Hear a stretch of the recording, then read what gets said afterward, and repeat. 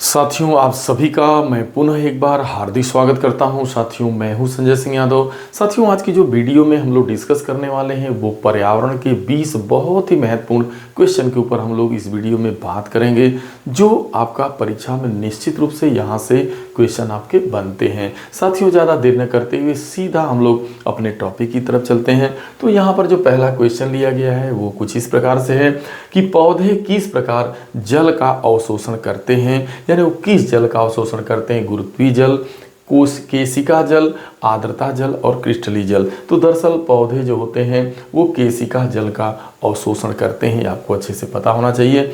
मरुस्थल में उगने वाले पौधे को क्या कहा जाता है, यह भी यूनिक क्वेश्चन है। मोजोफाइट, जीरोफाइट, हेलोफाइट। तो इस तरीके से जीरोफाइट्स के नाम से जाना जाता है मरुस्थल में उगने वाले पौधे को। ऊर्जा पारितंत्र में ऊर्जा का पिरामिड होता है। यह भी बहुत ही यूनिक क्वेश्चन है कि जो इकोसिस्टम है, अगर उसमें ऊर्जा के पिरामिड की बात की जाएगी तो वो सदैव सीधा होगा, सदैव उल्टा होगा, उल्टा सीधा कोई नहीं। तो वो याद रखना है, ये सदैव सीधा होता है ऊर्जा का पिरामिड। आगे है, एक तालाब के पारितंत्र में जीवभार का पिरामिड कैसा होता है। तो दरअसल अगर तालाब की बात की जाएगी पारितंत्र में, तो जीवभार का जो वहाँ पे पिरामिड होता है वो आपका सदैव उल्टा होता है। और यदि बात की जाए स्थलीय घास या वन पारितंत्र का पिरामिड कैसा होता है, तो चाहे वन पारितंत्र की बात की जाए या घास स्थलीय घास के पिरामिड की बात की जाए, तो वो सदैव आपका जो है सीधा होता है, ये ध्यान में रखना है। और आपका तालाब का पारितंत्र उल्टा होता है। लेकिन अगर बात की जाएगी ऊर्जा पिरामिड की इकोसिस्टम में, तो वो आपका सदैव सीधा होता है। ये बहुत अच्छे से आपको पता होना चाहिए।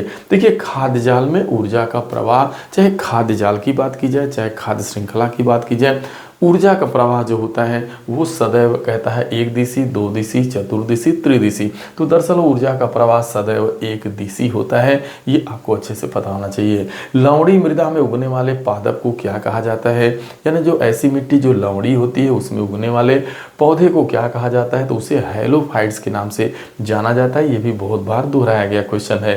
देखिए, वायुमंडल का वह क्षेत्र जिसमें बादल बनना, बिजली चमकना, आंधी तूफान का आना, यानी कड़क गरज, ये सारी चीज़ें होती हैं, तो उस क्षेत्र का नाम है आपका समताप मंडल, क्षोभ मंडल, आयन मंडल, बहिर्मंडल। तो दरअसल ये सारी घटनाएं क्षोभ मंडल में आपकी होती हैं। बिजली, जहाँ पे बिजली का गर्जना, बादल का बनना, ये सारी घटनाएं होती हैं, वो आपका क्षोभ मंडल होता है। आगे, भारत में मैंग्रोव वनस्पतियाँ कहाँ पाई जाती हैं।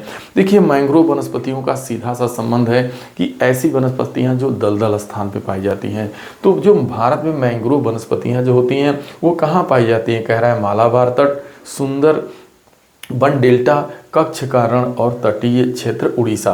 तो देखिए, सुंदरबन डेल्टा में आपकी भारत में सर्वाधिक वहाँ पे मैंग्रोव वनस्पतियाँ पाई जाती हैं। आगे क्वेश्चन है, वायु एक है। ये बहुत ही इजी क्वेश्चन है, बहुत ज़्यादा पूछा जाता है। तो दरअसल वायु एक यौगिक नहीं है, वायु आपका एक मिश्रण होता है। वायु क्या है, गैसों का मिश्रण है। आगे है, निम्नलिखित में से कौन सा आपका कृत्रिम पारितंत्र का उदाहरण है। तो देखिए, जब कृत्रिम पारितंत्र की एग्जाम्पल की बात आएगी, कह रहा है तालाब, खेत, वन और कोई नहीं। तो दरअसल जो होता है वो आपका खेत होता है, चाहे वो धान का खेत भी वहाँ दे सकता है, गेहूं का खेत भी दे सकता है, और दरअसल खेत भी देगा। तो यह आपका जो खेत होता है, आपका चाहे गेहूं का खेत हो, मतलब जो हमारे खेत हैं, ये हमारे द्वारा कृत्रिम पारितंत्र का निर्माण जो है ये मानव द्वारा किया जाता है। अगर यही तालाब, वन की बात की जाए तो ये आपके जो है नेचुरली होते हैं। ठीक है। आगे, सर्वाधिक अस्थायी पारितंत्र कौन सा है। कौन सा पारितंत्र ऐसा है जो सर्वाधिक अस्थायी होता है, वो है मरुस्थल, पर्वत, महासागर, वन। तो सबसे अस्थायी जो है पारितंत्र जो है वो बहुत बड़ा भी है, विस्तृत भी है, वो आपका महासागर होगा। आगे है, पारितंत्र में मानव को क्या कहा जाता है। दरअसल पारितंत्र में जो मानव को सर्वाहारी के रूप में पोषण के आधार पर देखा जाता है। पोषण की दृष्टि से अपघटक होते हैं, यानी ऐसे जो जीवों का अपघटन करते हैं। तो कहा जा रहा है कि पोषण की दृष्टि से अपघटक होते हैं, यानी उन्हें क्या बोला जाता है, उस अपघटक को पोषण की दृष्टि से वो मृतोपजीवी होते हैं, क्योंकि जो अपघटन करता होते हैं वो मरे हुए जीवों का अपघटन करते हैं, यानी जो मृत जीव होते हैं उन्हीं को वो अपघटित करने का काम करते हैं, इसलिए उन्हें मृत्युजीवी बोला जाता है। पारिस्थितिकी तंत्र में तत्वों के चक्रण को क्या कहते हैं, बहुत बार दोहराया गया क्वेश्चन है, बहुत ही यूनिक क्वेश्चन है। कि पारिस्थितिकी तंत्र में तत्वों के चक्रण को क्या कहते हैं, तो उसे जैव भू रासायनिक चक्र के नाम से जाना जाता है। जैव भू रासायनिक चक्र के नाम से जाना जाता है। देखिए हैदराबाद में एक आपकी हुसैन सागर झील स्थित है और उस हुसैन सागर झील जो है अब किस जीव की वृद्धि के कारण वो नष्ट हो चली है, तो वो आपका है जलकुंभी। दरअसल बहुत ज़्यादा मात्रा में जब जलकुंभी होती है तो एक तरीके से प्रदूषण का काम करती है और उस पानी के अंदर जो रहने वाले जलीय जीव होते हैं उनको समुचित मात्रा में ऑक्सीजन नहीं मिल पाता है, इसलिए उसमें पाए जाने वाले जो जीव थे वो सभी नष्ट हो जाते हैं। तो उसके नष्टकरण का कारण क्या है, वो जो है हुसैन सागर में जो जलकुंभी होती है। देखिए इकोलॉजी शब्द के जन्मदाता कौन थे, यानी किसने ये शब्द पहले बोला, यह नाम दिया, तो वो आपके हैं ई हैकल। तो ई हैकल ने जो है इकोलॉजी शब्द का के जन्मदाता माना जाते हैं। आगे प्रकृति में ऊर्जा का जो मेन स्रोत होता है, यह भी पुनरावृत्ति क्वेश्चन है, यह आपका सूर्य को माना जाता है।